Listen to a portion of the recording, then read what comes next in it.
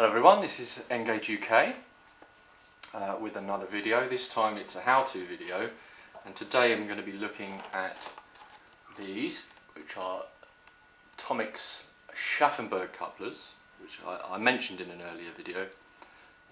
Very useful for replacing rapido couplers, particularly on old Graham Farish stock, DMU stock and coaches.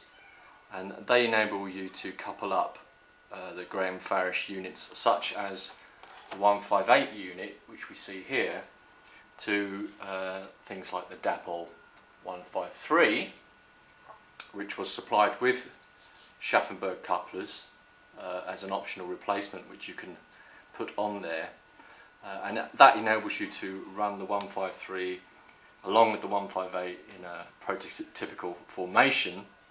And they can also be used on the older Farish coaching stock to replace the rapido couplers, to close up this very unrealistic gap, large gap that you see between the coaches here.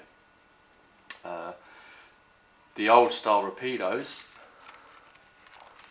look like this. As you can see, they're quite clunky, they project out quite a long way. Although they couple up and they work okay, they're not ideal. Let's put that back on.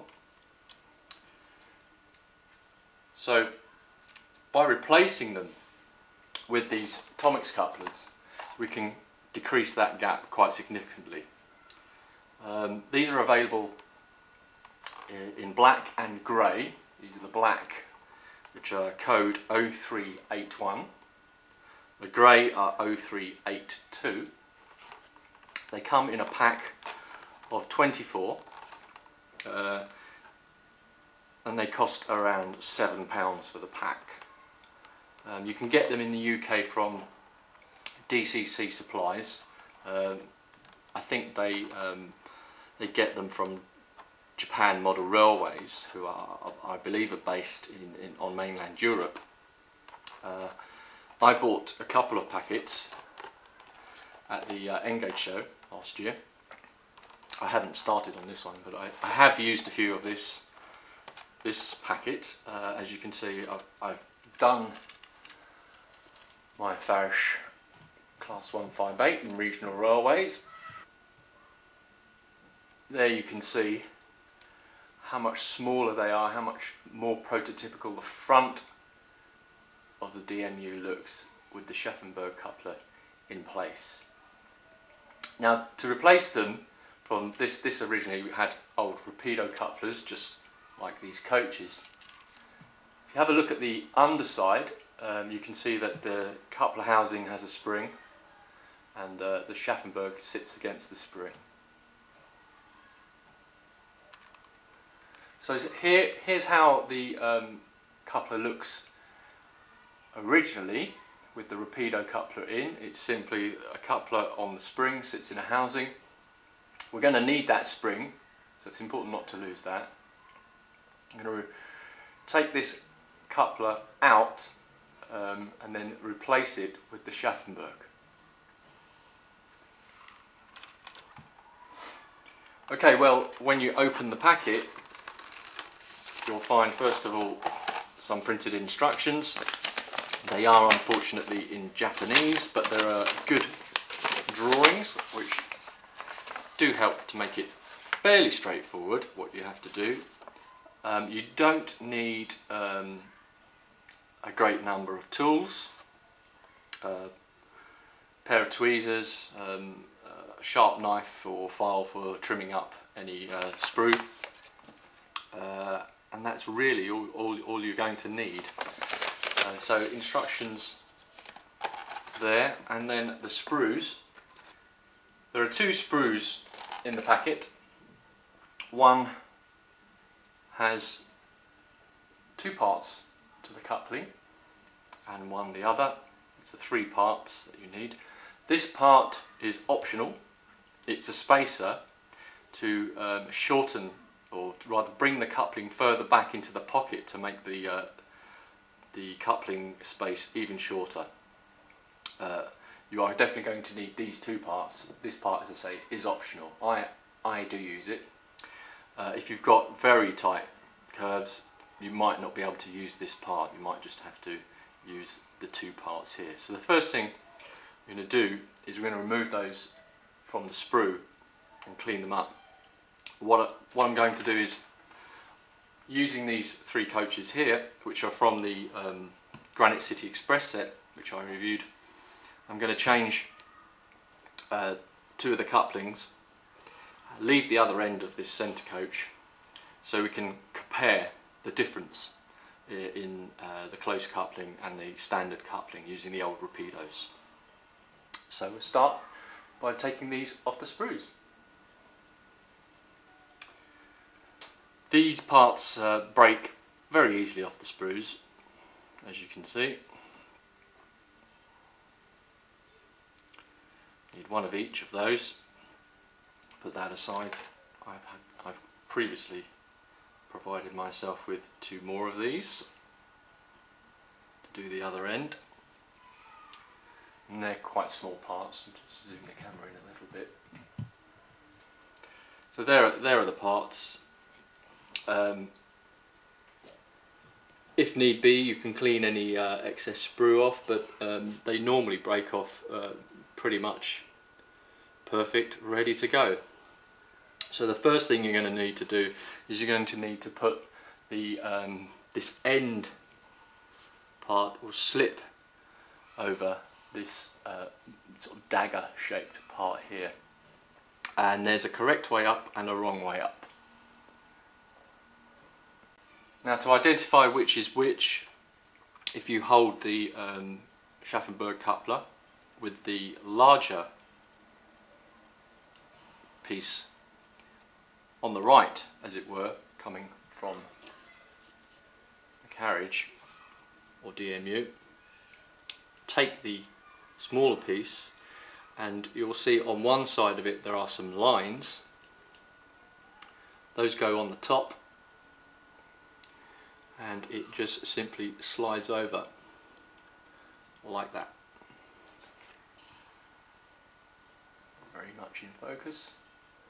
That's two parts combined there together. In the article, in the magazine, it suggests putting this into the pocket, and then if you want to, adding the spacer. I actually discovered by trial and error before that it was actually possible to put the spacer on before you fit it into the pocket. So if we take the spacer out of the sprue, and this is a little bit more tricky because it's held in on both sides, and you might want to use a sharp X-Acto knife or Stanley knife to cut it out. Remove that from the sprue, and then we'll fit it onto this.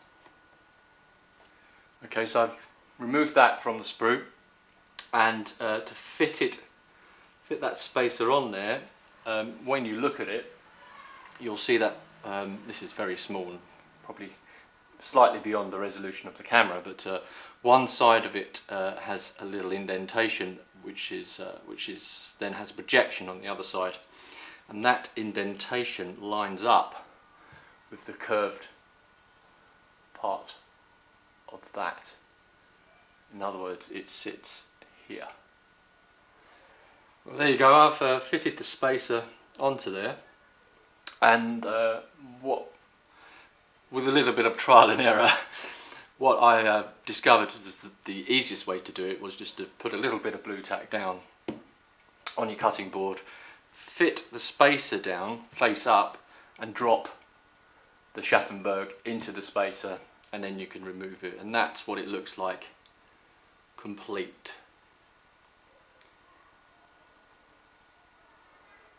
Get that to focus there. That's what it looks like complete with the spacer on. So that's one prepared. I'm just going to prepare another one, and then I'll show you how we fit them into the rapido pockets.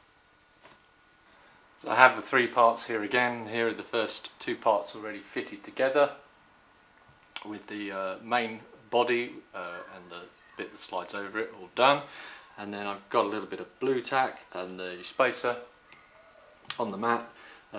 The projection is on this side, the circular indentation is on this side, so that means that it needs to go on that way.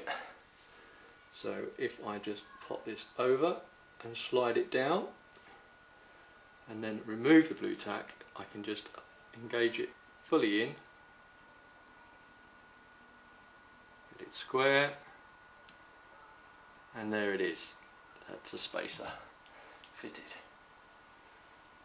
Okay, so we've now got our two Tomix Scharfenbergs ready to go, and now we've got to prepare the coupler pockets to receive them. Okay, so here's a quite a tricky part of the process. Looking again at these rapido pockets, as you can see, here's the coupler held in with a spring, and we're going to need that spring, so we really don't want to lose it. You can hold your finger over and hope that it doesn't go flying out. Another alternative is to take something like a large plastic bag and do this inside the bag, which is how I'm going to do this. It's just be on the safe side. So basically we're going to remove the pocket from this end, and then we'll remove it also from this end of this coach and couple them up close coupled. So it's this one that's going to come off. Put it in the bag, and to do it all we really need to do is hold the pocket securely, push the coupler in and turn it, and it will pop out. Turn it through about 90 degrees.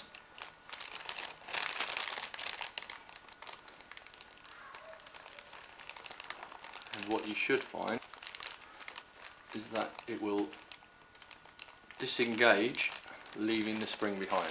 And there we have it. We have the rapido coupler out.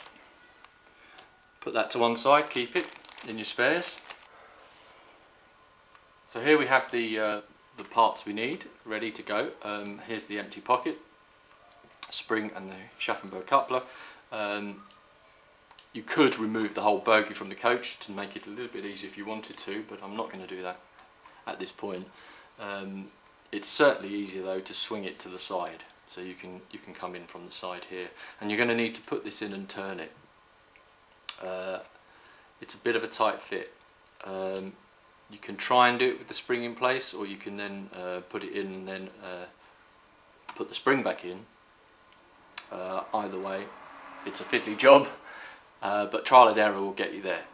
So that's what we're going to do. We're going to put this back in and then put the spring back in.